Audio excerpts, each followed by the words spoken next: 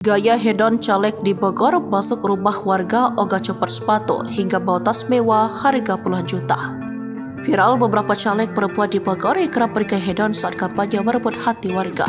Banyak para caleg yang tas sepatu branded, harga puluhan bahkan ratusan juta. Sosok caleg tersebut sontak saja membuat publik penasaran. Bahkan ada caleg yang tidak mencopot sepatu mahalnya itu saat berada di dalam rumah warga. Gaya caleg hedon ini ada di Kota Bogor dan Kabupaten Bogor. Dua di antaranya yakni Karina Surbakti dan Nurunisa Setiawan.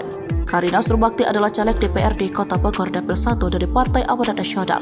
Dapil ini meliputi wilayah Kecamatan Bogor Timur dan Bogor Tengah. Sementara Nurunisa Setiawan adalah caleg DPRD Kabupaten Bogor Dapil 3 dari Partai Gerindra.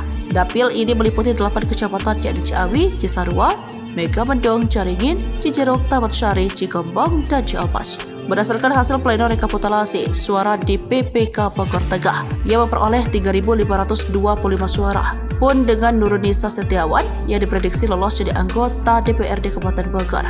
Bahkan pada akun Instagramnya yang sudah mendapat ucapan selamat dari sahabatnya. Anak mantan Bupati Bogor Iwan Setiawan ini mendapat kejutan kue lengkap dengan lilitnya.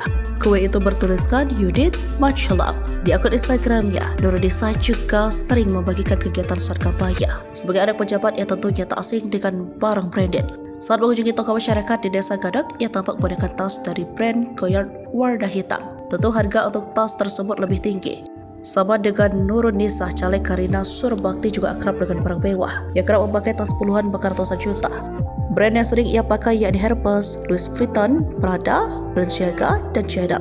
Pada video di Instagram, @kawan Karina Surbakti yang posting kegiatan selama kampanye karena menjawab komentar miring netizen soal dirinya yang membagikan kursi roda ke sejumlah warga.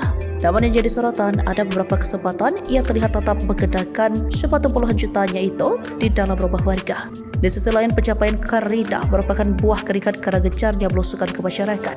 Ia banyak mendapat keluhan dari masyarakat terutama masalah kesehatan serta masalah sosial lainnya. Karina pun turun ke masyarakat lewat program yakni Jumat Berkah.